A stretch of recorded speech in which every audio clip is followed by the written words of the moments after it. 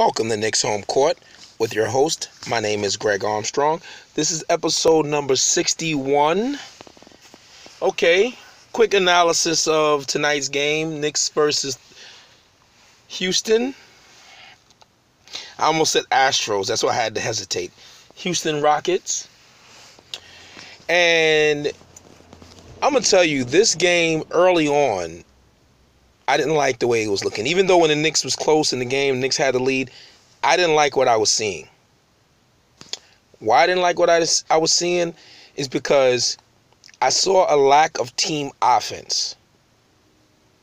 What I saw was Knicks thinking they were good. See, when teams think they're good, they don't always run their system properly. They become lazy with their passes and the way they do things. And another negative I saw, and I'm going to give a minus to Kristaps Porzingis on this, is that I saw a lot of times early in the game that he kept setting up on the post. And I started seeing, even though they were scoring, I was seeing lack of ball movement, lack of body movement. Come down, give the ball to Kristaps. I remember the Knicks used to do that with Ewing. And that's not the kind of basketball that I like to see, that I want to see. No matter how good Kristaps is, the Knicks need to continue their team offense, which is fun to play. Also, they didn't run. They weren't running that much. And I know a lot of people say, oh, don't try to keep up with the Rockets. Let me tell you something. You play your game. Just like the Rockets. The Rockets don't give a fuck what you're doing when they shooting 45 threes every night. So what I'm saying is, I'm not saying you push the pace when you don't have nothing, but when you have numbers, you run. And that's what the Knicks have been doing to the last few teams. In those 3 wins, it wasn't just the efficiency in the half-court offense.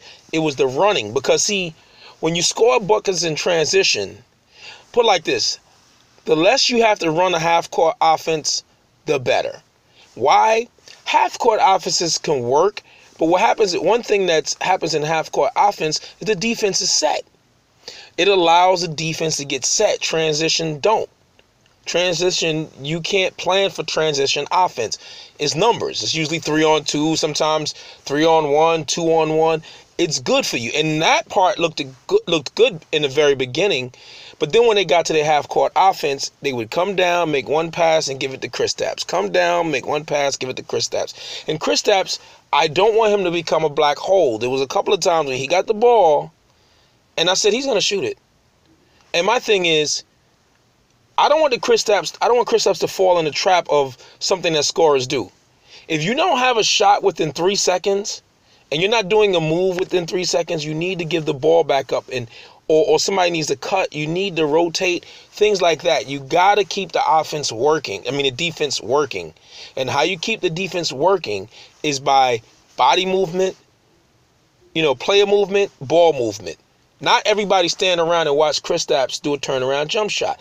That's fine. He hits a lot of them, but I'm just saying that's not the Knicks are not good enough to run that kind of offense. They need all 5 players to be a threat. And how do you make all 5 players be a threat when they're not all scorers?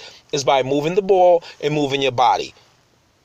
Because one thing I noticed about NBA defenses and NBA players, they fall asleep a lot.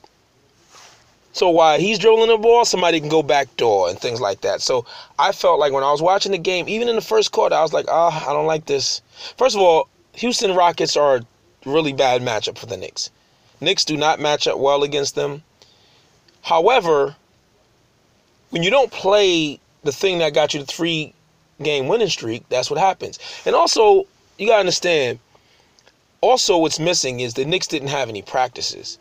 When you're playing these many games in a short period of time, you really don't get to practice. And what happens in practice is you can reinforce the principles and things like that and tell people to run. It looked like, now, I'm not sure, I didn't listen to the post game with Hornacek, but it looked like that wasn't a plan of theirs to run tonight. It looked like they were like I heard people say keys to the game, and they were saying, don't try to run with this team. And no, I don't believe in that. If your game is to run, you run. You run, you hit the open man, but you run after misses. And that's not going to hurt you. Long as you're taking smart shots, you're hitting the open man, you can run with any team. It don't matter if you're not a running team. What happens is if you're making mistakes and you're turning the ball over and you're missing shots, you're taking quick shots in transition, that might be a problem. But when you have numbers, you should always push the run. No matter, you always should. So, Ryan Anderson always scorches the Knicks. There's always some random player looking like Larry Bird out there tonight. And again, it's one of those games where I'm not angry. Like I said, as a Knicks fan, I expected to lose this game. I did not expect the Knicks to win this game. They actually did well. They normally lose by 30 and 40 to this team. It's just not a good matchup for us. Teams that shoot a lot of threes, because we still, even though we've played better defense, we still don't play the 3-point well enough. And besides that, the Knicks don't take enough threes. I saw about 4 or 5 times tonight Kristaps and other players faking and taking long 2-point shots. It's the worst shot in basketball. Once you fake a guy, you need to go all the way to the rim, or you need to look for the next open man. One thing Houston does very well, they take a little bit of 2-point shots. They take threes. If you're going to take a 2-point shot, 2 feet inside the 3-point line, that makes no sense. And the Knicks have to embrace shooting threes. They have to shoot more threes. I don't care if you miss it. You have to shoot more threes in this league. Cantor never got established. He never, was able to get into his game because the ball movement early on was very bad. It was very bad. I peeped that from the first second. I can't really complain about the defense because, again, when your offense is not producing, your defense can't set up. So it puts you on your heels, and Houston's a team that shoots, and it was really atrocious when they brought in the second unit. It just got worse. That's where the lead started. So it's a learning experience. It's a teaching moment. They always say that sometimes when players get blown out, teams get blown out, it makes it easier for the coach to coach. Players are listening more. Ntilikina still getting his feet wet, making rookie mistakes, which I'm fine with. Only thing I want him to learn, I think he needs to be more aggressive on offense and look for a shot just a little bit more. Like, he'll shoot when he's the absolute option, like when he has to shoot. Sometimes you have to be a little more creative than that. But again, it's about learning the game, learning your spots, figuring out where the openings are. He still makes some very good passes, so that's good. And his defense is still very good. But again, he's learning. He's learning. I thought that one lone plus and bright spot in this game was Damian Dotson. I thought he played very well. And by the way, Jeff Hornacek gave the young guys a lot of burn tonight. And they did that because, again, it's a back-to-back. I mean, it's not a back-to-back. I'm sorry. We had a back-to-back. And then we came back around it. So basically, what's that? Sunday, Monday, and then they played Wednesday. That's 3 games in 4 nights. Then they're going to skip a night and then play another game. So 3 games in 4 nights, you have to rest guys. You have to give, you need your bench. I always tell people when the playoffs come, they always talk about, this team got a better bench than the other team. And benches don't really matter as much in the playoffs. In the playoffs, starters play damn near 48 minutes. But in the regular season, you need your bench players because your bench players is the ones who carry the load, when the starters' legs are tired. Now, one thing I got to give Hornacek a minus for, I don't know why the fuck he put Kristaps back in the game in the 4th quarter with like 5 minutes left. And only put him back in the game. I guess, to me, I think, I'm giving him a minus, but you know what I'm thinking he did? I think he put Kristaps in the game to see how he would play with Dotson and Ntilikina. I think that's what he did. I think he was taking a look at that. I think that's what it was. I don't think he was putting him back in the game to win the game. I think he wanted to see how he played with Dotson. I'm telling you, man. Dotson's a keeper. He's tough. You can see it. He looks like a good defender. He's strong. He got an NBA body.